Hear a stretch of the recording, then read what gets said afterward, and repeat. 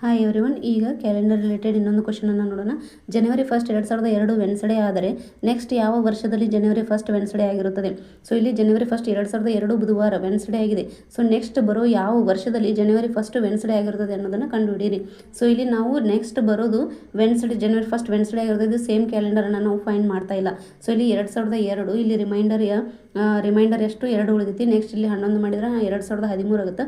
So ಅವಾಗ ನಮ್ಗೆ same calendar ಸಿಗುತ್ತಾ? ಆ ಕ್ವಶನ್ ಬೇರೆ, ಈ ಕ್ವಶನ್ ಬೇರೆ. ಏನಂತಂದ್ರೆ ಜನವರಿ 1 2002 ವೆನ್ಸ್ಡೇ ಆಗಿದೆ. ಸೊ ನೆಕ್ಸ್ಟ್ ಬರೋ ಯಾವ ವರ್ಷದಲ್ಲಿ ನಾವು ಜನವರಿ 1 ವೆನ್ಸ್ಡೇಯನ್ನು ಪಡಿತೀವಿ ಅನ್ನೋದನ್ನು ಇಲ್ಲಿ ನಾವು ಕಂಡುಹಿಡಬೇಕಾಗಿದೆ. ಸೊ ಇಲ್ಲಿ ಜನವರಿ 1 2002 ವೆನ್ಸ್ಡೇ, ನೆಕ್ಸ್ಟ್ 2002 ಇದು ನಾನ್ ಲೀಪ್ ಇಯರ್ ಆಗಿರೋದ್ರಿಂದ 1 ಆಡ್ ಡೇ ಬಂದಿರುತ್ತೆ.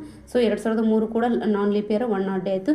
Next 2004 2 odd days leap year ಆಗಿರೋದ್ರಿಂದ, ನೆಕ್ಸ್ಟ್ 5, 6, 7 ಇವೆಲ್ಲ ನಾನ್ ಲೀಪ್ ಇಯರ್ ಆಗಿರೋದ್ರಿಂದ 1 ಆಡ್ ಡೇಸನ್ನು ಹೊಂದಿರ್ತಾವೆ. ಸೊ ಇವೆಲ್ಲವನ್ನು ಆ್ಯಡ್ ಮಾಡಿದಾಗ 7 ಆಡ್ ಡೇಸ್ ಬರ್ತಾವೆ. ಸೊ ಇಲ್ಲಿ 7 ಆಡ್ ಡೇಸ್ ಬಂದಾಗ, so after 7 days we get same day. After 7 days we get same day ಅಂತಂದರೆ ಇಲ್ಲಿ ಇವತ್ತು ಒಂದು ವೇಳೆ ಸೋಮವಾರ ಆಗಿತ್ತಂದ್ರೆ 7 ದಿನ ಬಿಟ್ಟು ಆದಮೇಲೂ ಎಷ್ಟು ಯಾವಾರ ಆಗಿರುತ್ತೆ? ಸೋಮವಾರ ಆಗಿರುತ್ತೆ. ನೆಕ್ಸ್ಟ್ ಇಲ್ಲಿ 7ನೇ ತಾರೀಕು ಸೋಮವಾರ. ನೆಕ್ಸ್ಟ್ 7ಕ್ಕೆ 7 ಸೇರಿಸಿದ್ರೆ 14 ಕೂಡ ಸೋಮವಾರ ಆಗಿರುತ್ತೆ. ಅಥವಾ 8ನೇ ತಾರೀಕು ಸೋಮವಾರ ಆಗಿತ್ತು ಅಂದ್ರೆ 8ಕ್ಕೆ 7 ಸೇರಿಸಿದಾಗ ಎಷ್ಟಾಗುತ್ತೆ? 15 ಆಗುತ್ತೆ. 15 ಕೂಡ ಸೋಮವಾರ ಆಗಿರುತ್ತೆ. ನೆಕ್ಸ್ಟ್ 15ಕ್ಕೆ 7 ಸೇರಿಸಿದಾಗ 22 ಕೂಡ ಸೋಮವಾರ ಆಗಿರುತ್ತೆ.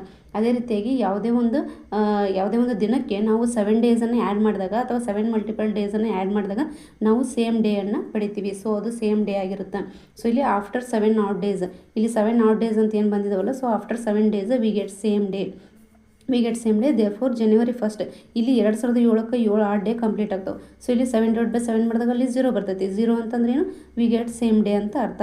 ಸೊ ಇಲ್ಲಿ ಸೇಮ್ ಡೇ ಬರುತ್ತೆ. ಸೊ ಜನವರಿ 1 2007 ಏನಾಗಿರುತ್ತೆ? ಜನವರಿ 1 ಅಲ್ಲೂ ಕೂಡ ಏನಾಗಿರುತ್ತೆ? ವೆನ್ಸ್ಡೇ ಆಗಿರುತ್ತೆ. ಸೊ ಅಲ್ಲಿವರೆಗೂ ಕೂಡ 2002 ನಂತರ 2007ವರೆಗೂ ಕೂಡ ಯಾವುದೇ ಜನವರಿ 1 ವೆನ್ಸ್ಡೇ ಆಗಿರೋದಿಲ್ಲ.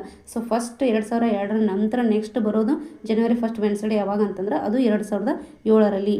ಈ ರೀತಿ ನಾವು ಸೇಮ್ ಡೇನ ಈ ರೀತಿ ಫೈಂಡ್ ಮಾಡ್ಬೋದು. ಬಟ್ ಸೇಮ್ ಕ್ಯಾಲೆಂಡರ್ ಬೇರೆ, ಅಥವಾ 7 ಆಡ್ ಡೇಸ್ ಕಂಪ್ಲೀಟ್ ಆದ ನಂತರ ನಾವು ಏನು ಮಾಡ್ತೀವಿ? ಅದೇ ಜನವರಿ 1 ವೆನ್ಸ್ಡೇ ಆಗಿರ್ತದೆ, ಅದು ಕೂಡ ಜನವರಿ 1 ವೆನ್ಸ್ಡೇನೇ ಆಗಿರುತ್ತೆ. ಸೊ ಇಲ್ಲಿ 7 days ಆಗಿರಬೇಕು ಅಥವಾ 7 ಮಲ್ಟಿಪಲ್ ಆಡ್ ಡೇಸ್ ಆಗಿರಬೇಕು. ವಿ ಗೆಟ್ ಸೇಮ್ ಡೇ ಅಂತ ಹೇಳ್ಬೋದು.